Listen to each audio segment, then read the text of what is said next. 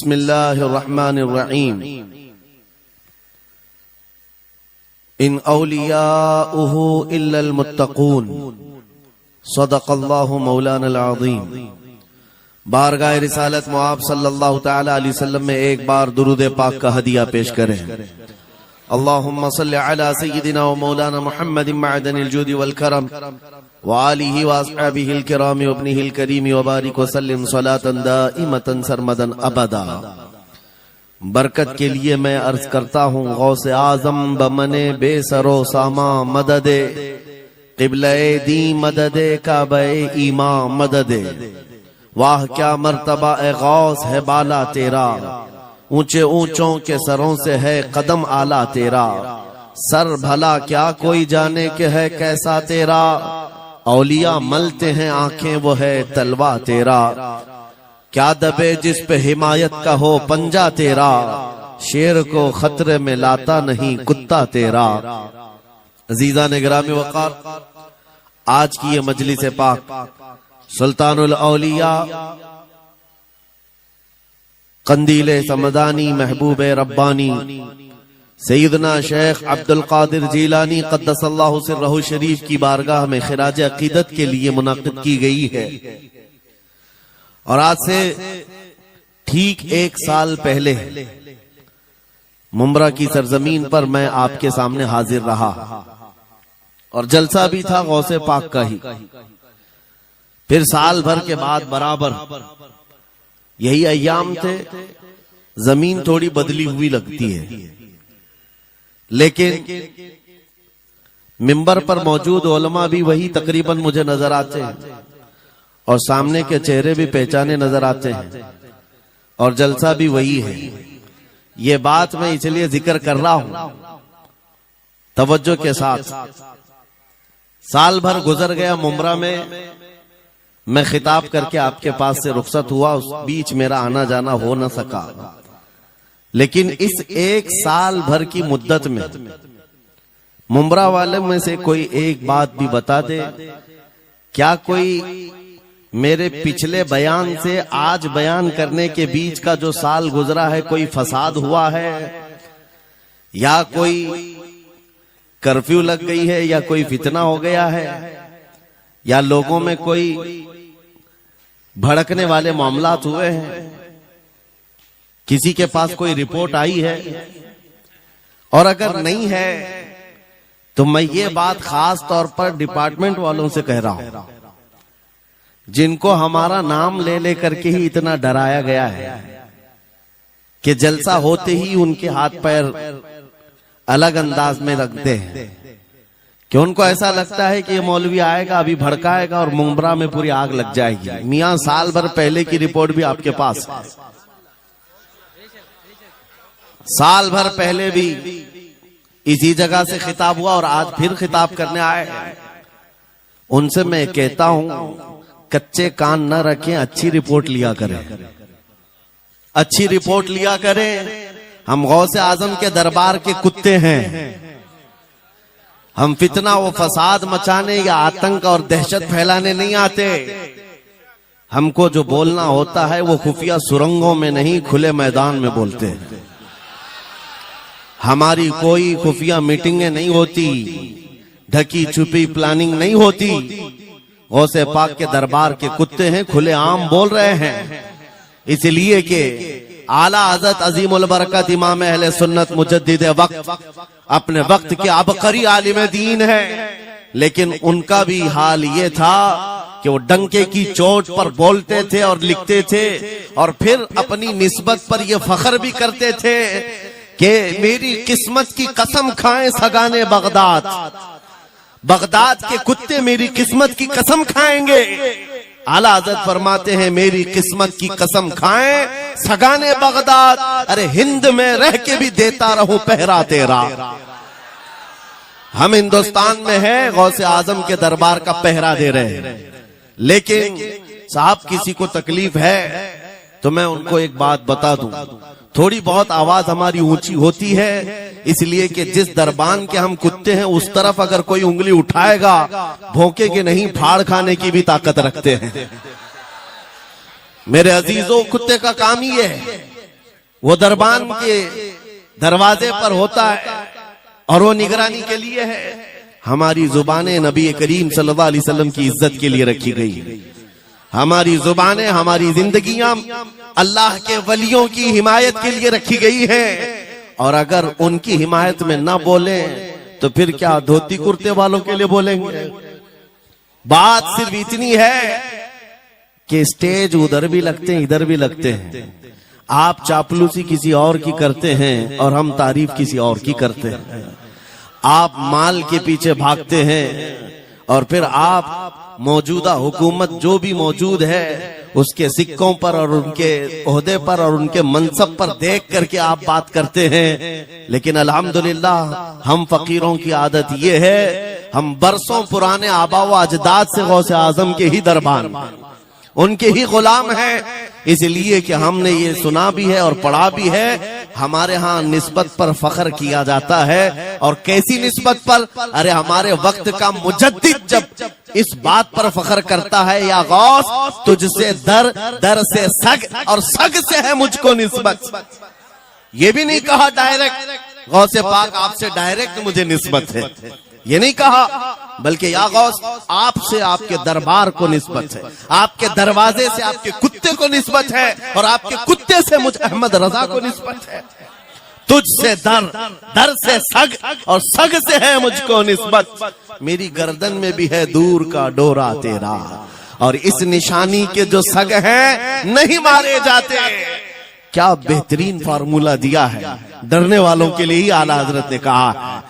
जो खौफ खाया करते हैं, खौफ न रख रजा जरा, तू तो है अब्द मुस्तफा। आला हजरत फरमाते इस निशानी के जो सग हैं नहीं मारे जाते। सग फारसी लफ्ज है और कुत्ते को कहते हैं।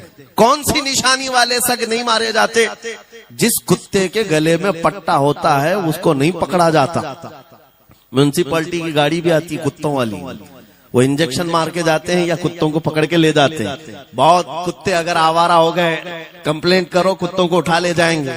लेकिन उन उठा ले जाने वाले कुत्तों में अगर एक भी बेल्ट वाला आया तो छोड़ देंगे। क्यों? ये पट्टा बताता है इसका कोई मालिक है, ये आवारा नहीं है, किसी का पाला हुआ है। पट्टा बताता है इसका कोई मालिक है। और आला हजरत फरमाते हैं हमारे गले में कादरी पट्टा पड़ा हुआ है और इस निशानी के जो सग हैं नहीं मारे जाते। हश्र तक मेरे गले में रहे कादरी पट्टा तेरा। गौसे पाक का ये निस्बत का पट्टा पड़ा हुआ है। ये अल्हम्दुलिल्लाह हमें बहुत सारी चीजों से महफूज रखता है। हमें जाहिर सी बात है आज इसी बात पर फख्र भी है। लोग मौलाना साहब कह रहे हैं हक बात कहना इस जमाने में नहीं, हर जमाने में दुश्वार रहा है, हर जमाने में दुश्वार रहा है। लेकिन ऐ नौजवानों, अगर तुम्हें अपनी निस्बत पर यकीन है कि मेरा पीर गौसे आजम जैसा है, मेरी निस्बत मुस्तफा करीम सल्लल्लाहु अलैहि वसल्लम से है, तो फिर खौफ किस बात का, डर किस बात का? इसीलिए हम डंके की चोट पर बोलते हैं, क्यों दबे जिस पे हिमायत का हो पंजा तेरा, शेर को खतरे में लाता नहीं कुत्ता तेरा। अजीजा ने गिरामी वक़ार, आज सुल्तानुल औलिया गौसुल आजम की बारगाह में हम खिराज अकीदत पेश करने आए। जो बातें मैं अर्ज कर रहा हूं वो गौर से सुने। करामात ये औलिया इकराम की जिंदगी का हिस्सा है, अल्लाह की तरफ से उन्हें दिया गया। करामत क्या है? ऐसा मुहय्यिरुल अक़ूल काम, अक्ल को हैरत में डाल देने वाला काम जो आम इंसान नहीं कर सकता, आम इंसान की अकल में ना आए। अल्लाह के वली से सादिर होने वाला ऐसा कोई काम, उसको करामत कहते हैं। लेकिन करामत औलिया इकराम की विलायत को साबित करने के लिए जरूरी नहीं। औलिया इकराम की विलायत को साबित करने के लिए करामत नहीं दिखाई जाती, शरीयत पर इस्तिकामत ये विलायत की अलामत है। अगर वो मजबूती के साथ हर जमाने में अपने दीन पर जमा हुआ है, वो अल्लाह का वली है, वो अल्लाह का वली है। आज भी हमारी कौम औलिया को ढूंढने पर लगी हुई है। सुनो, अल्लाह का वली ढूंढना चाहते हो तो ढूंढने के लिए निकलते हैं और पीछे पड़ जाते हैं, देखते हैं ये ठोकर मार करके सोने का सिक्का निकाल सकता है कि नहीं निकाल सकता है। औलिया को इन्हीं बातों पर आज भी लोग परखते हैं। सोचते हैं कि अभी बाबा आसमान पर उड़ेंगे तो मैं समझ लूंगा अल्लाह के वली हैं, पानी पे चल के दिखाएंगे तो मैं समझ लूंगा अल्लाह के वली हैं, मैं यहीं बैठा हूं अचानक मेरे पास पैसों का थैला खोल के दे दें अल्लाह के वली होंगे। यानी तुम एक जगह बैठे रहो, हलवा खिलाने वाले बाबा जिसको तुम समझोगे अल्लाह का वली है। मेरे अजीजों, ये जो चीजें तुम समझ बैठे हो अल्लाह के वली के लिए, ये जरूरी नहीं, बल्कि ये देखो कि वो नबी पाक की शरीयत पर कितना कायम है, मेरे नबी के रास्ते पर कितनी मजबूती से जमा हुआ है। मैं आपको पूछता हूं, सैयदुश्शुहदा इमाम अली मकाम इमाम हुसैन आजम से बढ़कर अल्लाह का वली कौन? अल्लाह का वली कौन है? सारे औलिया कराम की निस्बत वहां जाकर खत्म होती है। उस हुसैन आजम को देखे करबला के मैदान में अपने बच्चों की कुर्बानी के सामने भी जमे रहे, डटे रहे, करामत का इजहार नहीं किया, शरीयत पर इस्तिकामत लोगों को दिखाया। दुनिया में जैसी भी आफतें आ जाएं, मुसीबतें आ जाएं, अगर दीने मुस्तफा पर जमा हुआ है, इस्तिकामत के साथ खड़ा हुआ है, वो उसकी सबसे बड़ी विलायत है, वो सबसे बड़ा वली है। अल्लाह का वली वो है जो शरीयत पर जमा हुआ है, डटा हुआ है, कायम है। और करामात औलिया इकराम की जिंदगी का एक छोटा हिस्सा है, छोटा हिस्सा है, और इस्तिकामत ये बहुत बड़ा हिस्सा है। जमे रह जाना किसी बात पर, खौफ न खाना बातिल ताकतों से, न डरना इन जालिमों से, ये औलिया इकराम की जिंदगी का खास वतीरा है। आज हम सबको जिस चीज की जरूरत है वो करामत की नहीं, इस्तिकामत। करामतें सुनते भी आया, अब करामत से आप ये समझते हैं कि काया पलट जानी चाहिए। लोग आज मजाक भी करते हैं, कुछ वो मॉडर्न ख्याल के डॉक्टरों और प्रोफेसरों के लेक्चर सुन करके पागल जो हो चुके सोशल मीडिया पर, वो भौंकते हैं करामात औलिया पर। क्या अब करामात क्यों नहीं दिखाते अल्लाह के औलिया? ये जो हालात बदले हुए हैं, इन हालात में इनकी करामतों से जमीन क्यों नहीं पलट जाती? जालिमों के मुंह में कीड़े क्यों नहीं पड़ जाते?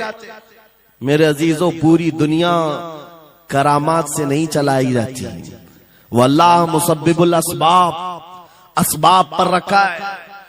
एक मशहूर जमाना बुजुर्ग हजरत मोहम्मद जाम रहमतुल्लाह अलैह बगदाद के, हलाकू के जमाने के थे, हलाकू बादशाह जिसने बस्तियों की बस्तियां वीरान कर डाली और इतने कत्ल कर दिया था, जहां से गुजरता था इंसानों की खोपड़ियां। उसका जब बगदाद पर हमला करने का इरादा हुआ तो बगदाद से कई मील दूर उसका लश्कर लेकर वो पड़ाव किया और अपने 2 सिपाहियों को बगदाद का मुआयना करने के लिए भेजा। और उसकी दहशत तारी थी सब शहरों में, हलाकू अगर आ गया तो हिलाक हो जाएंगे, इसके फौजी सबको बर्बाद कर डालेंगे। हलाकू का नाम सुनते ही लोगों में दहशत तारी होती थी। तो 2 सिपाही 2 फौजी हलाकू के बगदाद मुआयना करने के लिए आए तो लोगों में खलबली मच गई, अब जाएं तो कहां जाएं?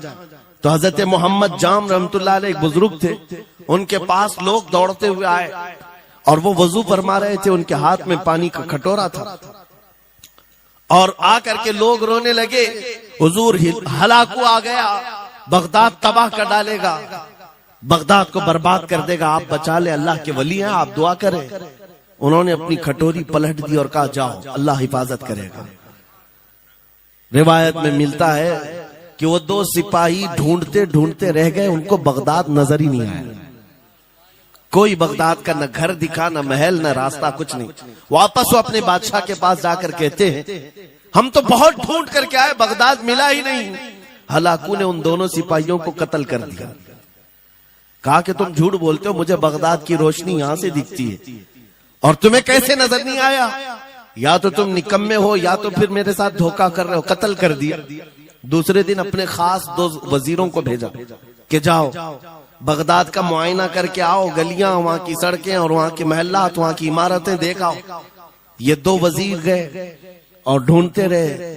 जैसे ही वो बगदाद में इंटर हुए, आज फिर लोग हलाकू के इन वजीरों को देखकर दौड़े दौड़े भागते हुए इस अल्लाह के वली के पास आया, हज़रत मोहम्मद जाम।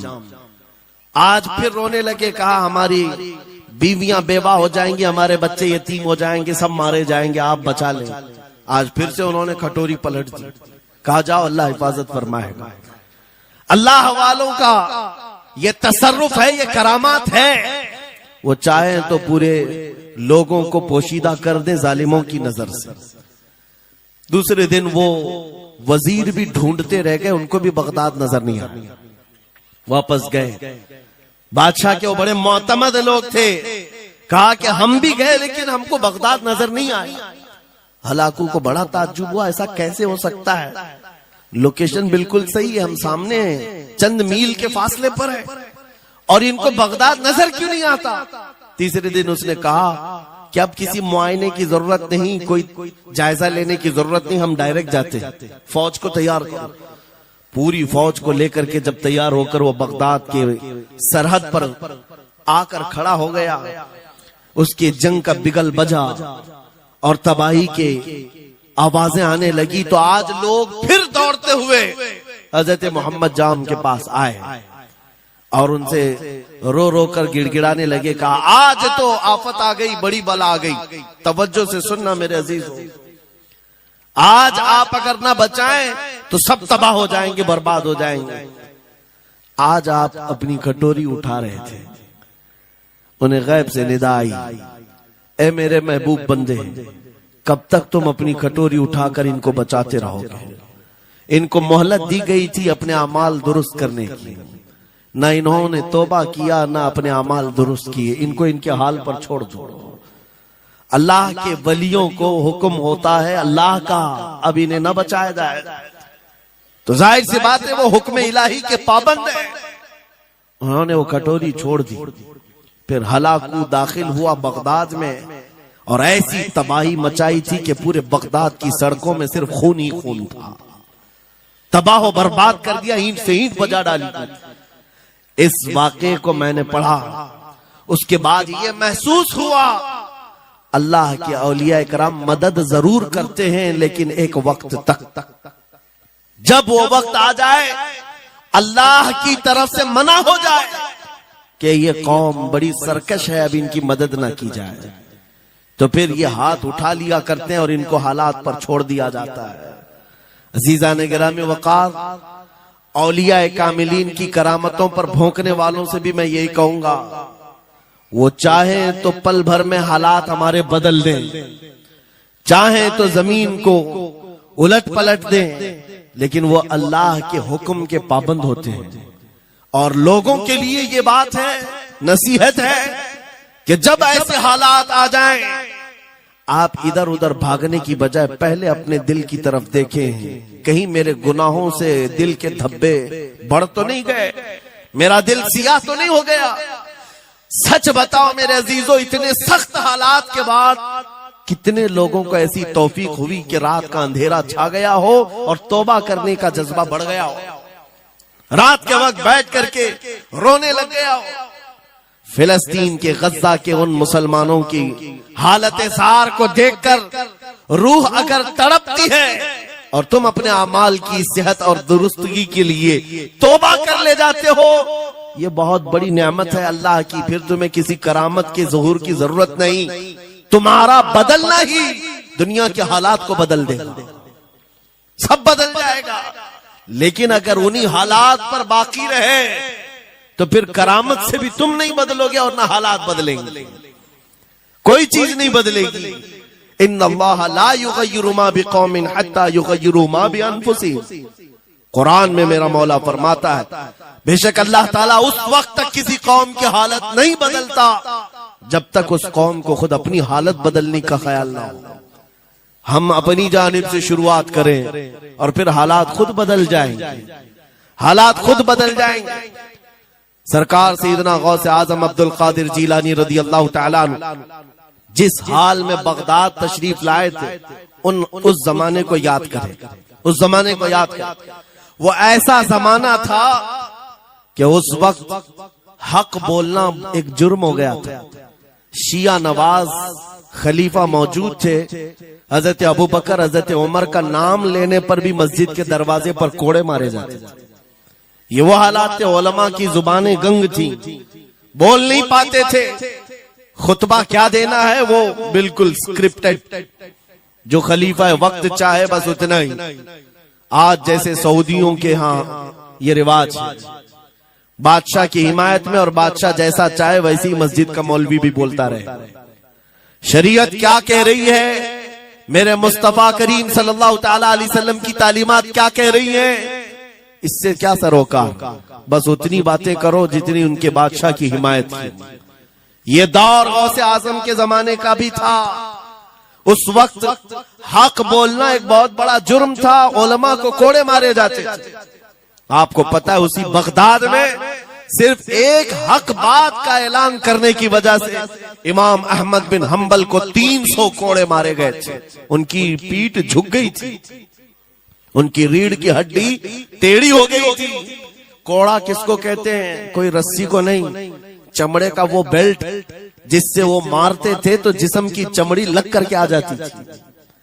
100 कोड़े में तो आदमी मर जाता था, कोई बच गया। 300 कोड़े खाए उस इमाम की बात कर रहा हूं जिसको मेरे नबी की 5 लाख हदीसें याद थी। वो इमाम अहमद बिन हंबल इतने बड़े इमामुल हदीस कोड़े खाते थे तो किस बात पर, सिर्फ हक बात का ऐलान बरसरे पैकार करते थे, सबके सामने करते थे। उन्होंने कोई बादशाह की रूह रियायत नहीं की। उन्होंने ये नहीं देखा कि ये क्या चाहते हैं, बल्कि हमेशा ये देखा कि मेरे नबी की शरीयत क्या चाहती है। मेरे अजीजों, यही बड़ी करामत है। गौसे आजम की बड़ी करामतों में से करामत ये है, उस जमाने में आप बगदाद तशरीफ लाए जब हालात ऐसे थे कि हक बोलना दुश्वार था, और आप जब मस्जिद के मिंबर पर खड़े होकर ऐलान करने लग गए, हैबत ऐसी तारी थी कि कोई आपको रोक ना सका, और आपके ये हक्कानियत की तबलीग फैलती गई। शुरू में 10 लोग, फिर 20 लोग, फिर 100-200, फिर 1000-2000। गौसे आजम ने चंद महीनों में जो खुतबात दिए, आपके खुतबात का आलम यह था कि फिर 70,000 का मजमा बराबर सुनने के लिए आया करता।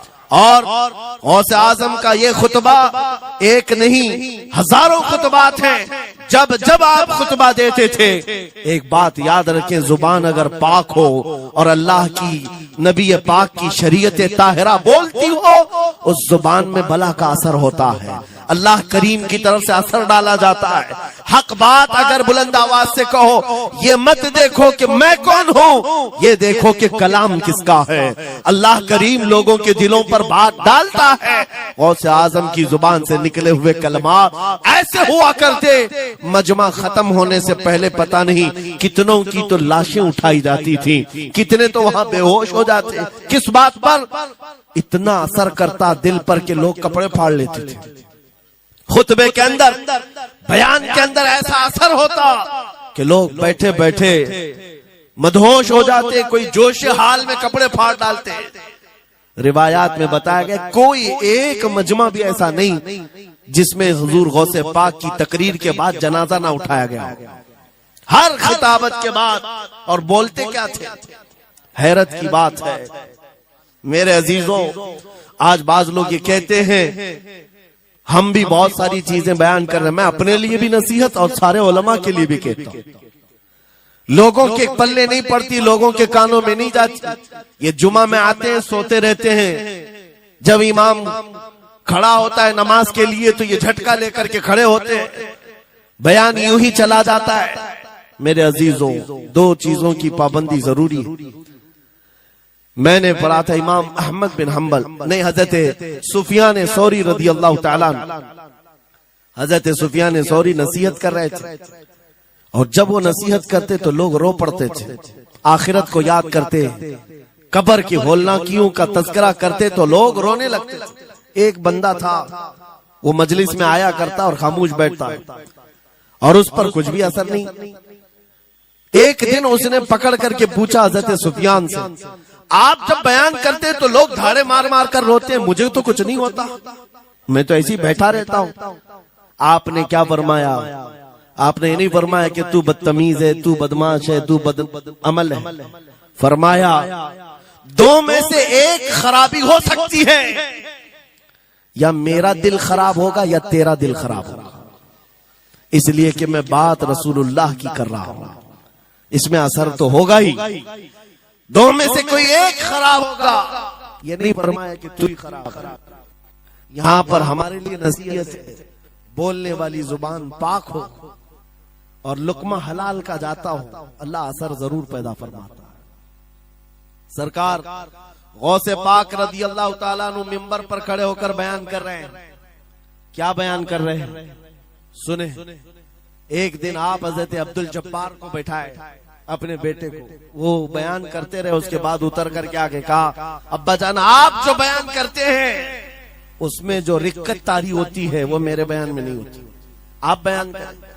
गौसे पाक मिंबर पर खड़े हो गए और सुनो, 70,000 का मजमा है। गौसे पाक की तकरीर क्या है, डायरेक्ट शुरू फरमाते गौसे पाक, ऐ लोगों मेरे घर में आज एक बड़ा हादसा हो गया।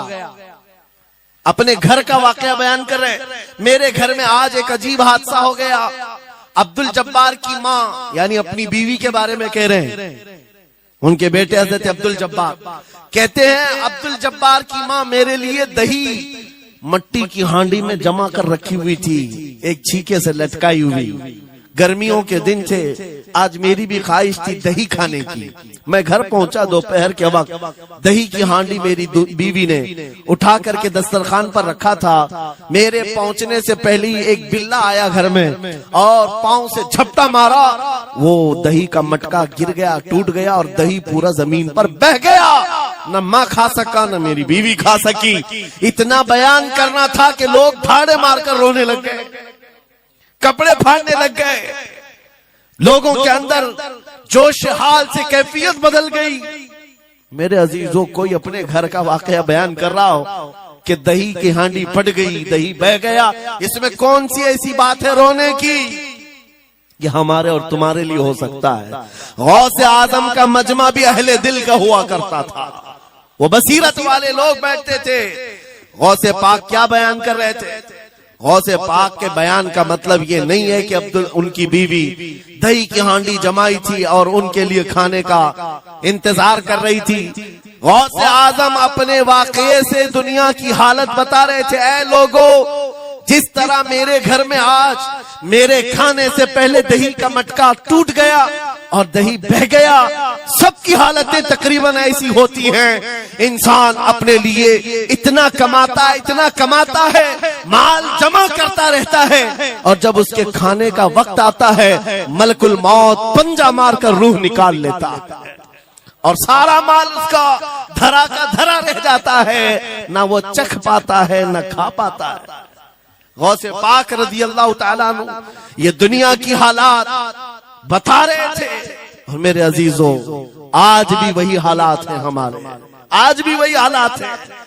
हमने कमाने के लिए अपनी सेहत गंवा दी, रात नहीं देखा, दिन नहीं देखा, दौड़ते रहे माल हासिल करने के लिए, इतना जमा कर लूं, इतना जमा कर लूं, इतना जमा कर लिया, जब तक तो सेहत बिगड़ गई, शुगर भी आ गई, बीपी भी आ गई और ऐसी बीमारियां लग गई कि अब इनको ठीक करने के लिए जितना जमा किया था खर्चा करते रहो। शेख सादी रहमतुल्लाह अलैह फरमाते हैं, ये दो कामों में तो इंसान की पूरी जिंदगी खत्म होती है। पहले कमाने के लिए सेहत गंवाता है और फिर सेहत बचाने के लिए माल गंवाता है। ये दो चीजों में गौसे पाक रज़ी अल्लाह ताला अन्हु की नसीहत यही थी कि इतना जमा कर ले जाते हो, इतना जमा करते हो कि फिर जब खाने का वक्त आता है तो मियाँ ऐसे हालात होते हैं कि नमक भी नहीं खा पाते, शक्कर भी नहीं खा पाते। दूसरी बातें तो छोड़ो, शुगर वाले शक्कर नहीं चख पाते, बीपी वाले नमक नहीं चख पाते। अरे ये बड़ी छोटी चीजें हैं और माल देखो तो करोड़ों का है, अरबों का है, अरबों का माल पड़ा हुआ है, नमक नहीं चख पाते, शक्कर नहीं खा पाते। किसके लिए जमा किया था? और थोड़ी और बड़ी बीमारी हो गई तो पानी भी नहीं पी पाते, डायलिसिस चल रहा है, किडनी खराब है। कितने ऐसे लोग मिलते हैं आज, कितने ऐसे हैं जिन्होंने साफ मुझसे कहा कि डॉक्टर ने पूरा गिन करके कहा है कि पूरे दिन भर में जो है एक ढक्कन से पानी पीना, बोतल का जो ढक्कन होता है उस ढक्कन से बस बूंद बूंद चखते रहना, पानी ही ना पियो, इसलिए कि किडनी काम नहीं करती। ये दुनिया है मेरे अजीजों। हमने अपनी सेहत गंवा दी, पूरी की पूरी सेहत गंवा दी इसको हासिल करने के लिए। इसी को मेरे इमाम अहले सुन्नत फाजिल बरेलवी ने कहा था, शहद दिखाए जहर पिलाए, कातिल डायन शोहर कुछ, इस मुर्दार पे क्या ललचाए, दुनिया देखी भाली। लेकिन समझ में किसी को नहीं आता। उस वक्त समझ में आने लगता है जब जाने का वक्त होता है।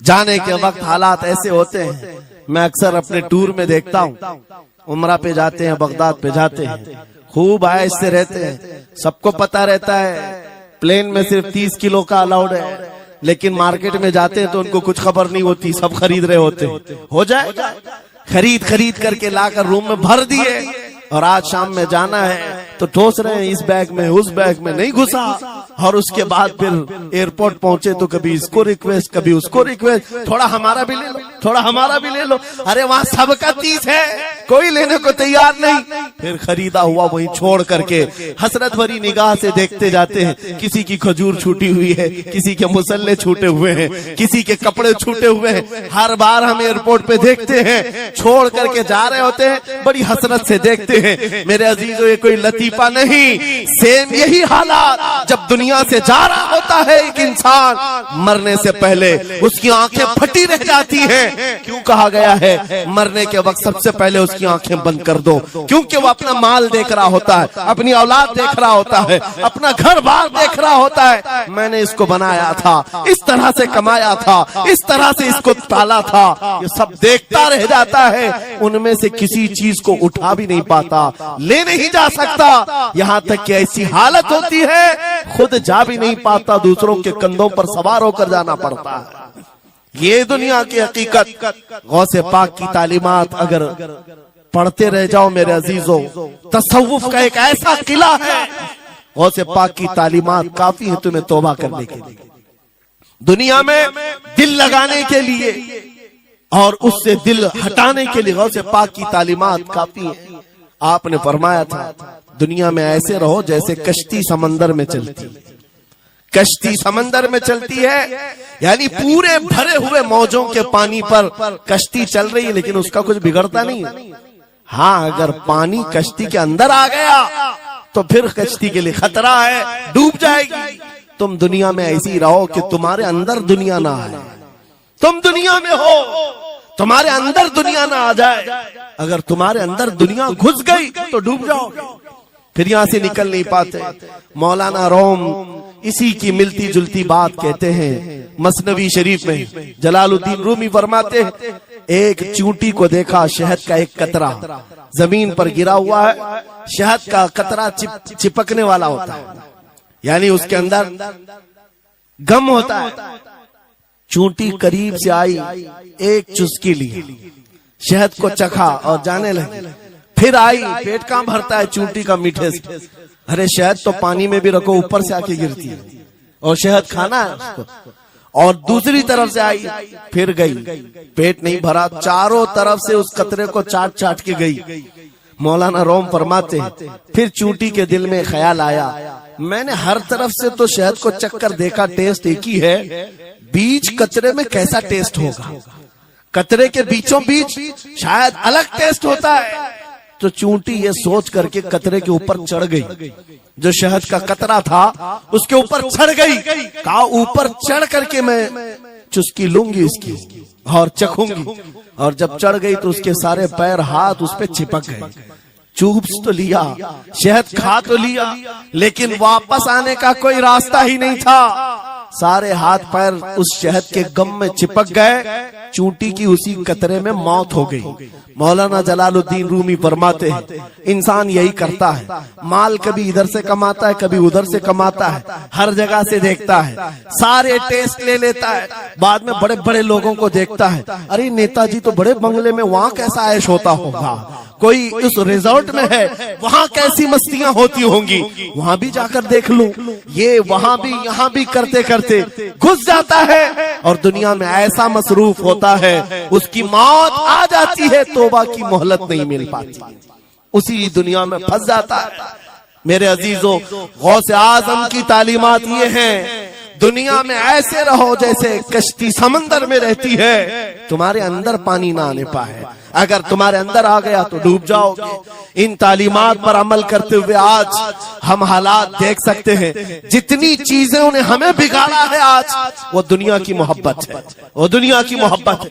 मेरे आका सल्लल्लाहु अलैहि वसल्लम का एक फरमान मैं सुनाता हूँ, अबू दाऊद शरीफ की हदीस है। वो आज के जमाने में अगर मैं आपके सामने बयान करूं तो ऐसा लगे हमारे लिए ही बयान हुआ है। रसूल करीम सल्लल्लाहु अलैहि वसल्लम फरमाते हैं, यूशकु अन तदाअ अलैकुमुल उमम कमा तदाअल अकिलतु इला कुसअतिहा। करीब एक जमाना तुम पर आएगा, तुम देखोगे कि सारी जमातें मेरी उम्मत पर टूट पड़ेंगी।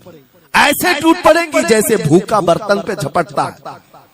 भूखा आदमी जैसे बर्तन पे झपटता है, ऐसे मेरी उम्मत पर सारी कौमें झपट पड़ेंगी।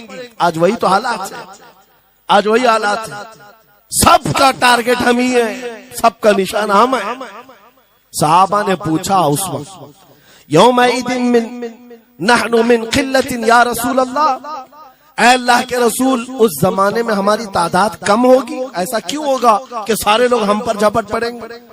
नबी पाक फरमाते हैं, वलाकिन्नकुम कसीरून, नहीं तुम तो बहुत ज्यादा होंगे उस वक्त, गोसा अनका गोसा इस्साइल, लेकिन तुम्हारी हालत समंदर के झाग की तरह होगी।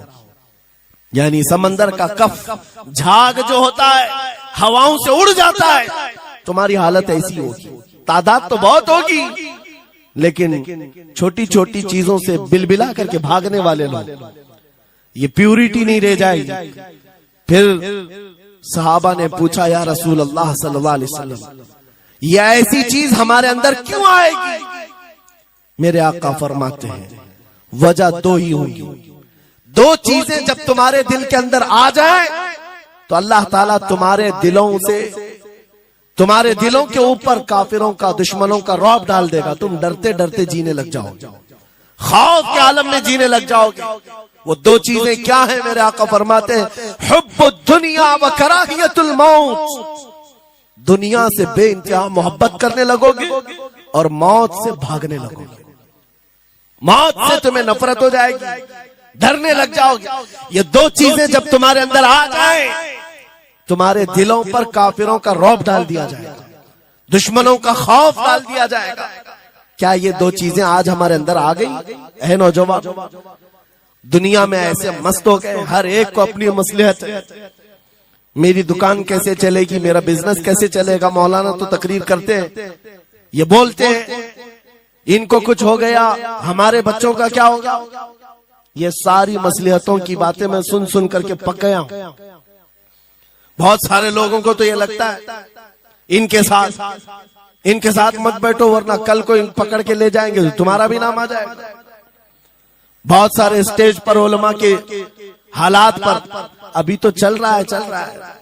जिस दिन कोई टारगेट पर आए, इधर उधर बैठने से भी डरने लगे।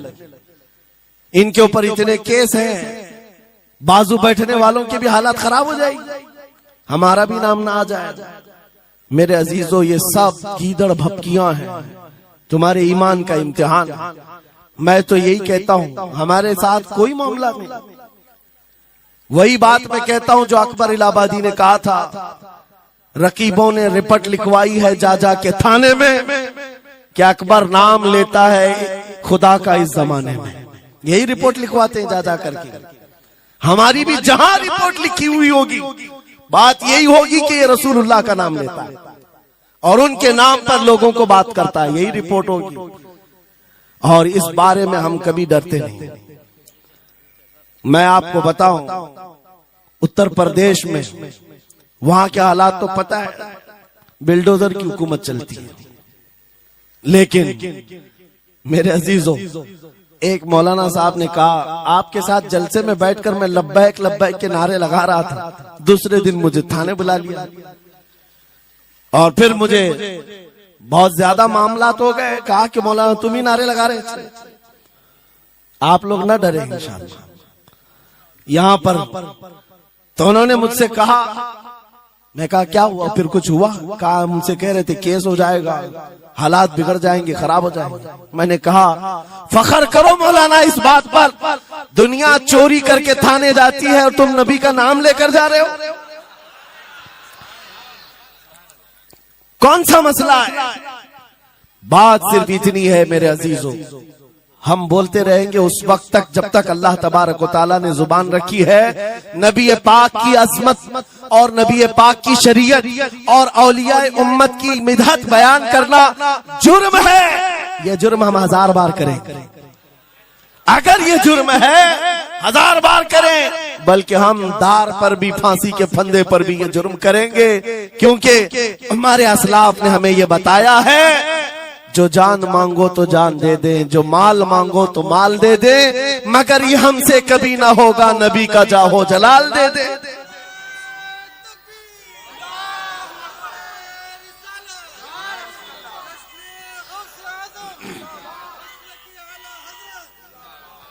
खामखा बेचारे हमारे रिश्तेदारों को डरा करके रखे लोग, पुलिस वाले हजरात को कुछ लोग रिपोर्ट लिखवा कर डरा करके रखे हुए।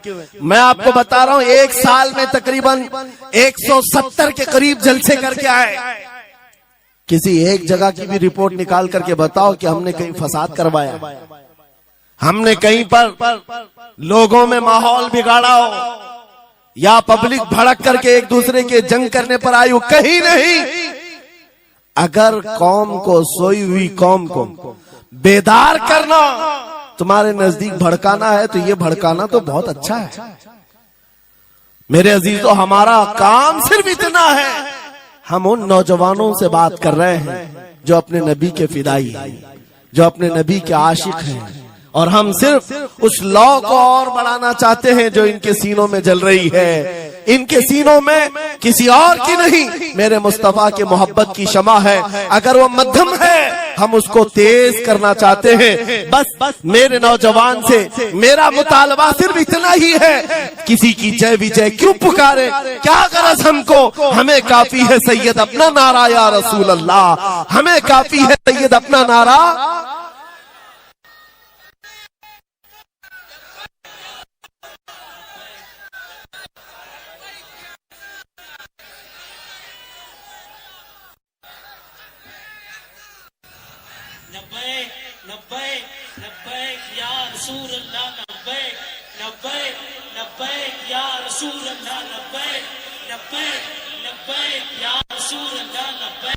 तवज्जो, मुझे बताओ, मैं तो दूसरे वाकयात बयान कर रहा हूं, यहाँ आपके करंट सिचुएशन, यहाँ लोग बैठे हुए भी हैं, रिपोर्टर भी होंगे और हजरात को देख रहे होंगे। मुझे मैंने अभी बयान में कौन सा भड़काया, ये जो कह रहे हैं अपने नबी को पुकार रहे हैं। मेरे अजीजों, तुम्हारे इन नारों से असल बात ये है, दुनिया को ये लगने लगा है ये जिसके गुलाम है उसके पूरे होने लग गए, तो फिर अच्छे अच्छों की कुर्सियां हिलने लग सकती हैं। इसलिए कि इस कौम की तारीख सबको पता है, ये वो कौम है टल न सकते थे जंग में, अगर अड़ जाते थे पांव शेरों के भी मैदान से उखड़ जाते थे, हक से सरकश हुआ कोई तो बिगड़ जाते थे, अरे तेग क्या चीज हम तोप से भी लड़ जाते थे। यह हमारी तारीख है, दुनिया को पता है, दस्तो दस्त है, दरिया भी न छोड़े हमने, बहरे जुल्मात में दौड़ा दिए घोड़े हमने। इकबाल ने कहा है थमता न था किसी से सैले रवा हमारा, कुछ बात तो है कि मिटती नहीं हस्ती हमारी, सदियों रहा है दुश्मन दौरे जमा हमारा, बातिल से डरने वाले आसमां नहीं है हम, 100 बार कर चुका है तू इम्तिहान हमारा। इसी बात को लेकर के मोड़ के बिगाड़ करके पैदा किया जाता है। हालात खराब हो जाएंगे आपके बयान का, हालात खराब नहीं होंगे। ईमान अगर मजबूत हो जाता है तो हालात खराब कभी नहीं होते, हालात खराब नहीं होते। आज है सुन्नी मुसलमानों, गौसे पाक रज़ी अल्लाह ताला अन्हु की निस्बत अगर कामिल है, यही बात सुन लो, वक्त खत्म होने को आ गया, मैं अपने वक्त पर समेट लूंगा। आप मिंबर पर खुतबा दे रहे हैं, उलमा भी तवज्जो करेंगे क्योंकि ये भी मिंबर पर खुतबा देने के लिए खड़े होते हैं और जुमा में मस्जिद पर माइक लेकर के बयान करते हैं आधा घंटा पौना घंटा। अब तो हालात ऐसी आएंगे इनके साथ। अब तक तो ट्रस्टियों की चिट्ठियां आती थी, सदर सेक्रेटरी बोलता था मौलाना ये नहीं बोलना वो नहीं बोलना। अभी इसके बाद और आगे से भी आएंगे और चिट्ठियां आएंगी कि मौलाना अभी आपको क्या बोलना है इस जुम्मा में। ये डरे भटके हुए लोग जो उलमा की गर्दनों पर राज करते हैं, उनसे भी मैं कहता हूँ खोल दो, आजाद कर दो उन जुबानों को जो मेरे मुस्तफा की हैं, जो नबी पाक सल्लल्लाहु अलैहि वसल्लम की हैं। इनकी जुबानों पर ताले न लगाओ। या उलमा तुम्हारे दीन के मुहाफिज हैं, तुम्हारी नस्लों की शरीयत के मुहाफिज हैं। आज इनकी जुबानों को बंद करोगे, कल तुम्हारे बच्चे नबी का नाम लेने से घबराने लग जाएंगे, डरने लग जाएंगे। उलमा के गलों में और इनकी गर्दनों में रस्सियां न डालो। ये तो उन जालिम ट्रस्टियों से कहता हूँ, बाकी उलमा से कहता हूँ अगर हालात ऐसे आ गए ठोकर मार दो इनकी नौकरियों को। एक दरवाजा अगर ये बंद करते हैं, मेरा मौला 70 दरवाजे और खोलेगा।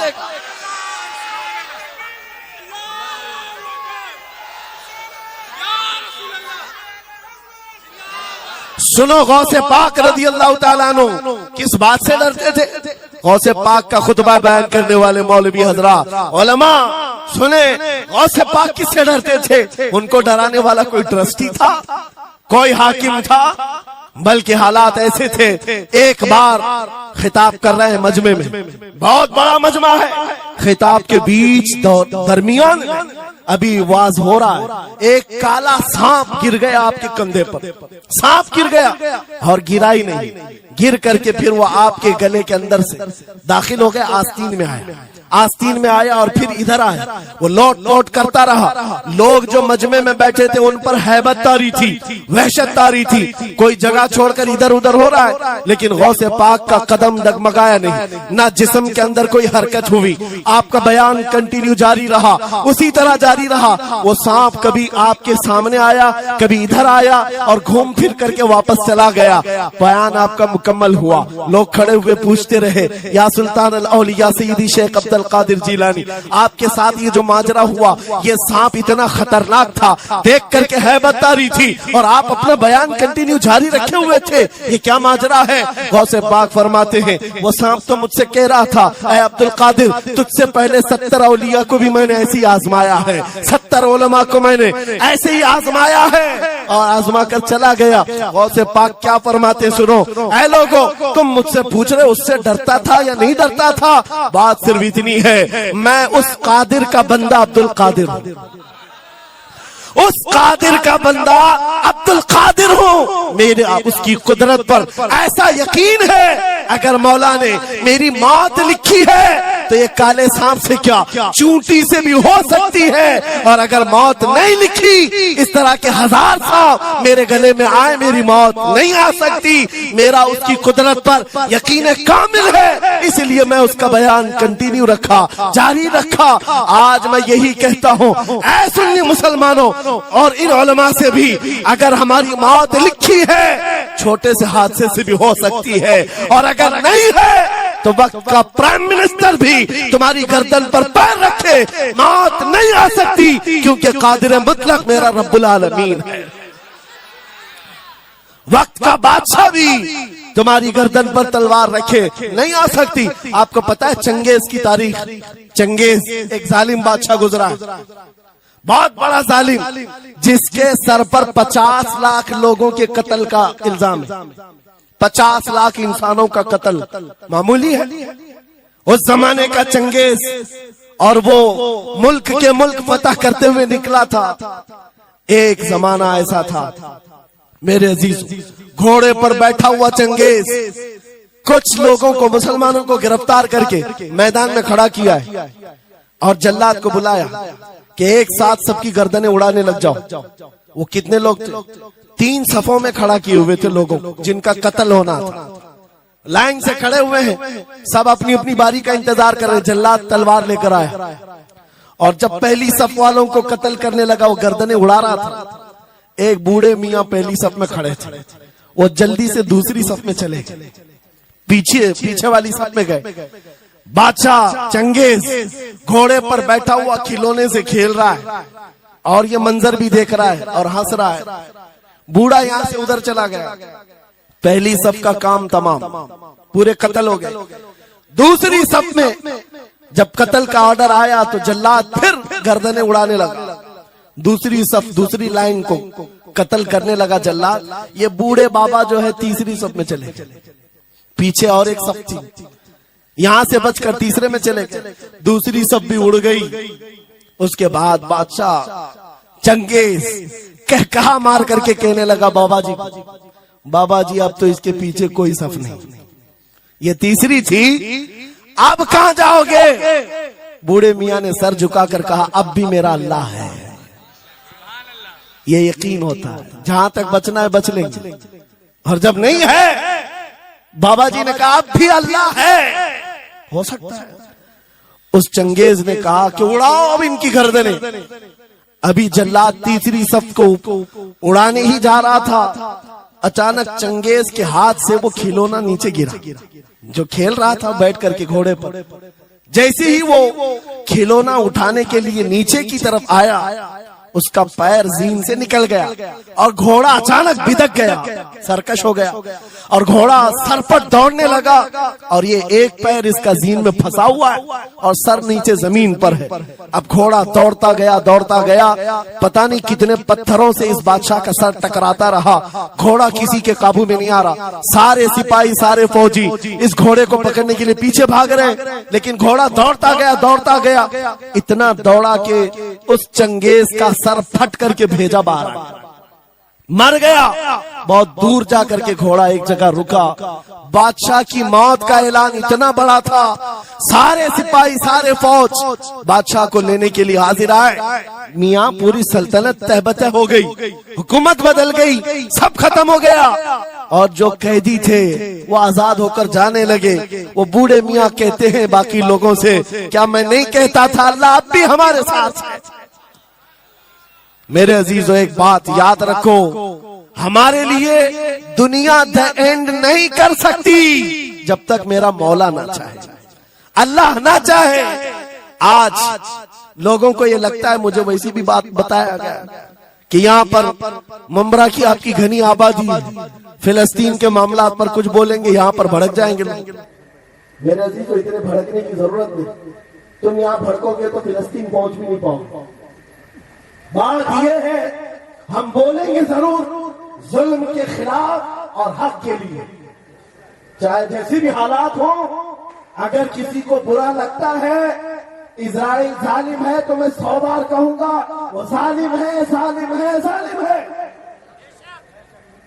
उनकी कोई हिमायत करने के लिए हम नहीं है, लेकिन एक बात आपको मैं जरूर बताना चाहता हूं, गौसे पाक का मसला ये है, सुल्तानुल औलिया गौसुल आजम की निस्बत के साथ आप अपनी शरीयत पर कायम रहें और अपने ईमान पर डटे रहे और तौबा व इस्तिग़फ़ार के बाद अपने हालात बदल लें। और उन गरीब मुसलमानों को देखकर जो कत्ल हो गए और उनके टुकड़े हो गए, ये मत समझना कि इस्लाम खत्म हो गया। हर जमाने में ये चीजें आती रहेंगी, लेकिन आज मैं ये ऐलान करके गुफ्तगू खत्म करता हूँ। इन हालात को देखकर इस बात का फिर से हम नारा तजदीद करके जाते हैं, कत्ले हुसैन असल में मर्गे यजीद है, इस्लाम जिंदा होता है हर करबला के बाद। लब्बैक या रसूल अल्लाह, लब्बैक या रसूल अल्लाह, लब्बैक या रसूल अल्लाह।